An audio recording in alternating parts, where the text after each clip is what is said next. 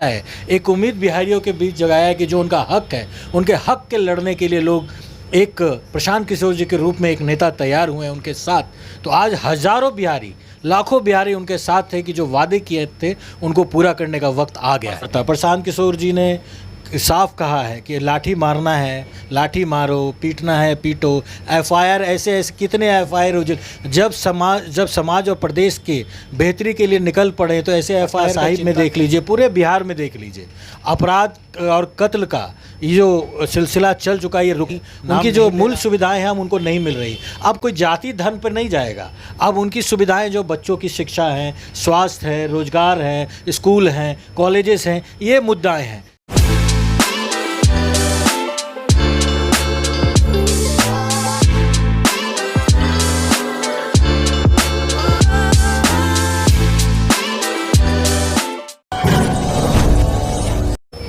और नमस्कार, स्वागत है शौर्य भारत पे और मैं हूं आपके साथ अमित खत्री। जन स्वराज पार्टी के द्वारा पिछले कुछ दिन पहले विधानसभा घेराव किया गया था। इसको लेकर खबरें खूब चर्चा में आई थी कि प्रशांत किशोर के द्वारा जिस तरह से विधानसभा का घेराव किया जा रहा है और पुलिस प्रशासन भी पूरी तरह से मुस्तैद थी। जन स्वराज के 3 मुद्दे थे। उन मुद्दों को लेकर जन स्वराज की तमाम सेना, प्रशांत किशोर की तमाम सेना सड़कों पर उतरी थी।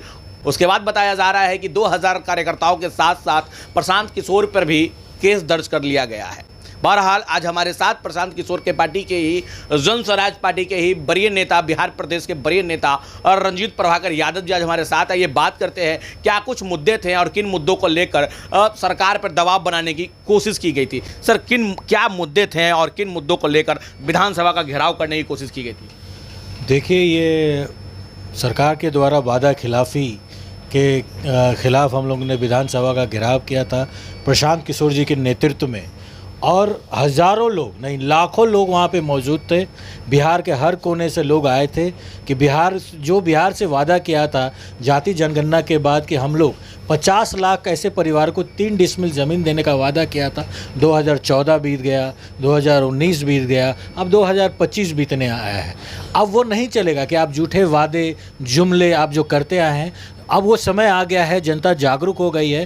प्रशांत किशोर जी के नेतृत्व में जो अलग प्रशांत किशोर जी ने जगाया है, एक उम्मीद बिहारियों के बीच जगाया है कि जो उनका हक है, उनके हक के लड़ने के लिए लोग एक प्रशांत किशोर जी के रूप में एक नेता तैयार हुए हैं उनके साथ। तो आज हजारों बिहारी, लाखों बिहारी उनके साथ थे कि जो वादे किए थे उनको पूरा करने का वक्त आ गया है। प्रशासन के द्वारा 2000 लोगों पे एफआईआर दर्ज की जाती है और साथ ही साथ प्रशांत किशोर पे भी एफआईआर दर्ज की गई है। कैसे देखते हैं इसको? इससे कोई फ़र्क नहीं पड़ता। प्रशांत किशोर जी ने साफ कहा है कि लाठी मारना है, लाठी मारो, पीटना है, पीटो। एफआईआर ऐसे कितने एफआईआर हो जब समाज और प्रदेश के बेहतरी के लिए निकल पड़े तो ऐसे एफआईआर का चिंता क्या। 3 मुद्दे बताए, ये चुनाव के ही पहले क्यों जिन से बाहर निकला?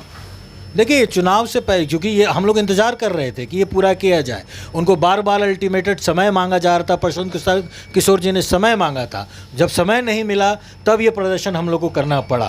अल्टीमेटम दिया है, जो हमारे डेलीगेट्स गए थे कि अगर 7 दिन के अंदर हमें जवाब नहीं मिलता है तो इस बार मुख्यमंत्री के घर का घेराव हम लोग करने जा रहे हैं। अगर नहीं मिलेगा तो फिर क्या करेंगे? क्योंकि अब तो मानसून सत्र भी खत्म हो गया है।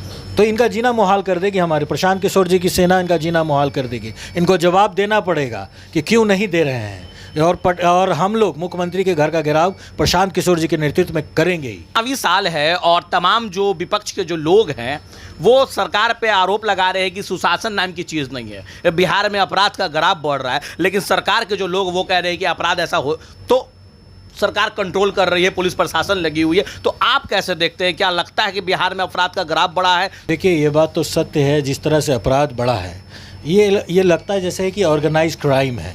बार बार पिछले सरकार की आरजेडी के राज का, आतंक राज का डर दिखाकर आप अपने कमियों को छिपा नहीं सकते हैं। क्योंकि रोज़ पटना साहिब में देख लीजिए, पूरे बिहार में देख लीजिए, अपराध और कत्ल का ये जो सिलसिला चल चुका है, ये रुकी नाम नहीं ले रहा है। और देखिए, प्रशासन का क्या है। प्रशासन के जो एडीजी को आपने सुना, उन्होंने कहा कि अपराध किसान करते हैं। कितना बड़ा दुख की बात है। जिस किसान को हम लोग अन्नदाता मानते हैं, आप उनको अपराधी बता रहे हैं।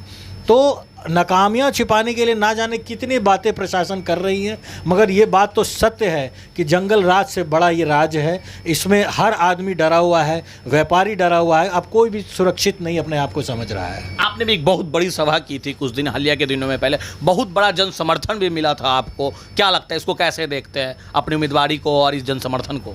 देखिए, उम्मीदवारी का मैंने पहले भी जैसा कहा, ये शीर्ष नेतृत्व का काम है, मगर उस कार्यक्रम, उस सभा से इतनी तो हिम्मत हमारी ज़रूर बढ़ी है कि पटना साहिब की जनता बदलाव की तरफ बढ़ चुकी है। क्योंकि बदलाव किसी विरोध किसी व्यक्ति का नहीं होता है, किसी इंसान का नहीं होता, पार्टी का होता है, उनके कार्यशैली का होता है। तो जो जनता है वो ऊब चुकी है, उनकी जो मूल सुविधाएं हैं हम उनको नहीं मिल रही। अब कोई जाति धर्म पर नहीं जाएगा, अब उनकी सुविधाएं जो बच्चों की शिक्षा है, स्वास्थ्य है, रोजगार है, स्कूल हैं, कॉलेजेस हैं, ये मुद्दाएं हैं। तो इनको लेकर जो जन समर्थन उस दिन जुटा, ये लोगों के दिल में यही एक चाह है कि परिवर्तन तो होनी ही चाहिए। और सबसे बड़ी बात है कि सबसे बड़ा सदस्यता उस दिन हमारे पार्टी की, जन स्वराज की, तकरीबन 1200 लोगों ने सदस्यता लिया था, ये ऑन रिकॉर्ड है।